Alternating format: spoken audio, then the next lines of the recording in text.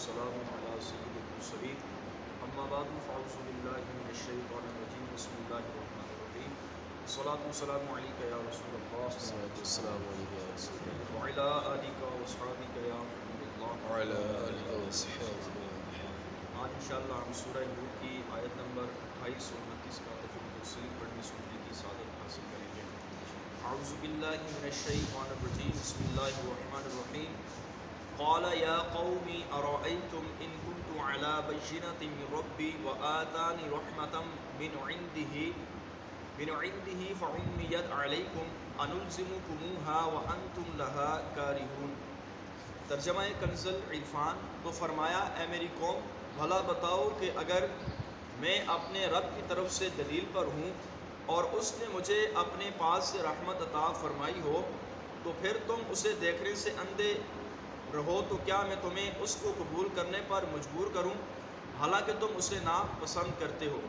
جب حضرت نوح علیہ السلام کی قوم نے حضرت نوح علیہ السلام کو جھٹلایا تو آپ علیہ السلام نے اپنی قوم سے فرمایا اے میری قوم مجھے بتاؤ اگر میں اپنے رب کی طرف سے واضح دلیل پر ہوں یعنی حق پر ہوں اور مجھے اپنی حقانیت کا قطعی یقین ہو اور اپنی حقانیت کے دلائل بھی میرے پاس موجود ہوں نیز اللہ تعالیٰ نے مجھے اپنے پاس سے نبوت عطا کی ہو جبکہ یہی حقیقت تم پر پوشیدہ ہو تو کیا میں تمہیں اپنی نبوت قبول کرنے پر اور اس پر ایمان لانے پر مجبور کروں حالانکہ تم اسے ناپسند کرتے ہو اور اس کا انکار کرتے ہو. میں تمہیں قبول کرنے کی قدرت میں تمہیں قبول کروانے کی قدرت نہیں رکھتا بلکہ مجھے تو صرف اس بات کی طاقت ہے کہ میں اللہ کا پیغام تم تک پہنچا دوں. تو ہر نبی علیہ السلام سے اللہ تبارک و تعالیٰ نے یہی فرمایا کہ آپ کا کام لوگوں کو مجبوراً جو ہے اس پر عمل نہیں کروانا بلکہ اللہ تبارک و تعالیٰ کا پیغام پہنچا دینا ہے. تو آپ علیہ السلام نے بھی یہی ارشاد فرمایا کہ میں اللہ کا نبی ہوں اور اس پر میرے پاس قطعی دلائل بھی موجود ہیں تو لیکن پھر بھی میں اپنی نبوت منوانے پر تم لوگوں کو مجبور نہیں کرتا. میرا کام تو صرف تم تک اللہ تبارک و تعالیٰ کے احکامات پہنچانے ہیں. اب قبول کرو تو تمہاری مرضی اور قبول نہ کرو تو بھی تمہاری مرضی. وَيَا قَوْمِ لَا أَسْأَلُكُمْ عَلَيْهِ مَالًا إِنْ أَجْرِيَ إِلَّا عَلَى اللَّهِ وَأَنَا بِطَارِدِ الَّذِينَ آمَنُوا إِنَّهُمْ مُلَاقُو رَبِّهِمْ وَلَكِنِّي أَرَاكُمْ قَوْمًا تَجْهَلُونَ. ترجمہ کنز العرفان. اے میری قوم میں تم سے اس پر کوئی مال نہیں مانگتا میرا اجر تو اللہ ہی پر ہے اور میں مسلمانوں کو دور نہیں کروں گا. بے شک یہ اپنے رب سے ملنے والے ہیں لیکن میں تم کو بالکل جاہل قوم سمجھتا ہوں. امام فخر الدین رازی رحمۃ اللہ تعالیٰ علیہ اس آیت کریمہ کی تفسیر میں فرماتے ہیں گویا کہ حضرت نوح علیہ السلام نے اپنی قوم سے فرمایا تم میری ظاہری حالات کی طرف دیکھتے ہو کہ میں مال و دولت نہیں رکھتا جس کی وجہ سے تمہارا یہ گمان ہے کہ میں نے اللہ کا پیغام پہنچانے کا یہ کام اس لیے شروع کیا تاکہ تم اس پر مجھے مال و دولت دو تو تمہارا یہ گمان غلط ہے. میں رسالت کی تبلیغ پر تم سے کوئی اجرت طلب نہیں کرتا میرا اجر تو اللہ رب العالمین کے ذمہ کرم پر ہے لہذا تم اس فاسد گمان کی وجہ سے اپنے آپ کو اخروی سعادتوں کے حصول سے محروم نہ کرو. ان لوگوں کے ذہن میں بات کیا تھی کہ حضرت نوح علیہ السلام نے معاذ اللہ جو نبوت کا دعویٰ کیا ہے تو یہ مال و دولت حاصل کرنے کے لیے کیا ہے.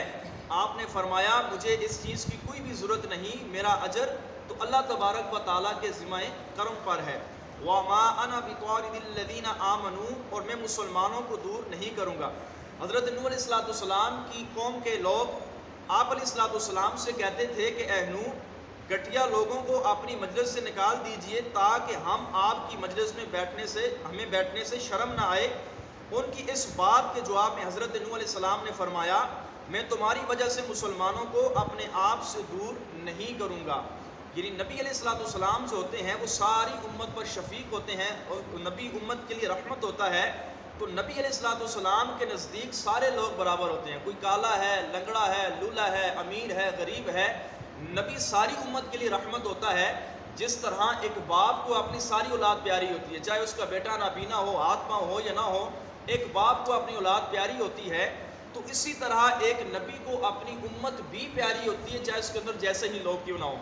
اب حضرت بلال رضی اللہ تعالی عنہ آپ کا بظاہر رنگ لوگ فرماتے ہیں کہ کالا تھا، لیکن نبی پاک علیہ الصلوۃ والسلام کے ساتھ آپ کو عشق کیسا تھا اور سرکار کو آپ سے کیسی محبت تھی. اسی طرح اور بھی صحابہ کرام کی ہمیں بے شمار مثالیں ملتی ہیں کہ جن سے نبی پاک علیہ الصلوۃ والسلام بے حد پیار اور محبت فرماتے تھے. حالانکہ وہ صحابہ کرام بالکل غریب تھے، نہ حسن تھا نہ مال و دولت تھی، لیکن اللہ کے محبوب علیہ الصلوۃ والسلام ان سے بہت زیادہ پیار فرماتے. اور آپ علیہ الصلوۃ والسلام نے کئی ایک صحابہ کرام کو آزاد بھی کروایا تھا. اس وقت غلاموں کا دور ہوتا تھا، تو نبی پاک علیہ الصلوۃ والسلام نے اپنے جیب سے کئی صحابہ کرام کو آزاد بھی کروایا تھا. صدیق اکبر نے بھی آزاد کروایا تھا. تو ان لوگوں کا ایک اعتراض یہ تھا کہ آپ کی مجلس میں جو لوگ کم درجے کے ہیں، مثلا جو غریب ہیں یا جن کے پاس حسن و جمال مال و دولت نہیں ہے، تو اے نوح علیہ الصلوۃ والسلام آپ کو اپنی مجلس سے آپ ان کو نکالیں تاکہ ہم جب لوگ آپ کے پاس بیٹھا کریں تو ہمیں شرم نہ آئے. تو آپ علیہ الصلوۃ والسلام نے فرمایا کہ میں اپنے آپ سے مسلمانوں کو دور نہیں کروں گا، کیونکہ ان کی شان تو یہ ہے کہ یہ اپنے رب سے ملنے والے ہیں اور اس کے قرب سے سرفراز ہوں گے، تو میں انہیں کیسے نکال دوں. ہاں اس کے برعکس میں تم لوگوں کو بالکل جائز سمجھتا ہوں، کیونکہ تم ایمانداروں کو گھٹیا کہتے ہو، ان کی قدر نہیں کرتے اور انہیں جانتے ہو، انہیں تم یہ سمجھتے ہو کہ تم ان سے بہتر ہو. تو آپ علیہ الصلوۃ والسلام نے ارشاد فرمایا کہ یہ جو ایماندار لوگ ہیں یہ تم سے ہزار ہاں درجہ بہتر ہیں. اس سے پیر صاحبان، علماء و خطباء کو بھی درس حاصل کرنا چاہیے کہ مالداروں کو اپنے قرب میں جگہ دینا، ان کی رہائش پر فوراً ان کے گھر حاضر ہو جانا، جبکہ غریبوں کو خود سے کچھ فاصلے پر رکھنا، ان کی بار بار کی فریادوں کے باوجود بھی ان پر مشقت نہ کرنا، انہیں اپنا دوست نہ رکھنا، اور نہ ہی ان حضرات کی شایانِ یہ شان ہے یہ والا کام کرنا. کہ بعض پیر صاحبان بھی ہوتے ہیں کہ غریب مرید جو ہوگا اس کو واطنی عطا فرمائیں گے، جو مال و دولت والے مریدین ہوتے ہیں ان کو اپنے قریب بٹھاتے ہیں کہ ان سے پیسہ ملتا ہے. اسی طرح علماء و خطباء بھی کہ جن لوگوں سے آپ کو مال مل رہا ہے ان کے آپ بڑے قریب ہیں، جو غریب ہیں تو ان سے دور بھاگتے ہیں. اسی طرح اگر ان کا کوئی کام پڑ جائے تو اس سے بھی بار بار انکاری کرتے ہیں. اسی طرح پیر صاحبان، تو فرمایا ان لوگوں کے شایان شان یہ کام نہیں کہ یہ پیر صاحبان، علماء و خطباء یہ نائب رسول اللہ ہیں. تو جب نبی پاک امت پر شفیق تھے تو آپ کے نائبان صاحبان کو بھی چاہیے کہ یہ بھی امت پر شفقت کریں. پیر صاحب کو مرید غریب ہو یا امیر ہو، اگر آپ کو مرید ہے تو آپ اس پر شفقت فرمائیں.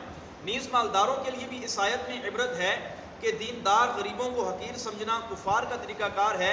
جیسے غریب علماء کرام، طلباء دین، مبلغین وغیرہ کو مالدار سیٹ صاحبان 2 کوڑی کی عزت دینے کو تیار نہیں ہوتے.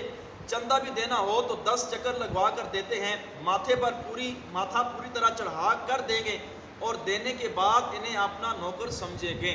اگر اللہ تبارک و تعالیٰ نے آپ کو مال و دولت دیا ہے، طلباء و علماء و مبلغین کی خدمت کرنی ہو یا مدارس میں دینا ہو تو اچھے طریقے سے فرمایا دیں کہ 10 چکر لگوا کر اور اپنے ماتھے پر بل ڈال کر مت دیں. اللہ تبارک و تعالیٰ جل وعلا کی بارگاہ میں دعا ہے اللہ کریم ہم سب کو قرآن و حدیث کے مطابق اپنی زندگیاں گزارنے کی توفیق عطا فرمائے، ہر ایک کو اپنے سے اچھا سمجھنے کی توفیق نصیب فرمائے. آمین بجاہ النبی الامین صلی اللہ علیہ وسلم.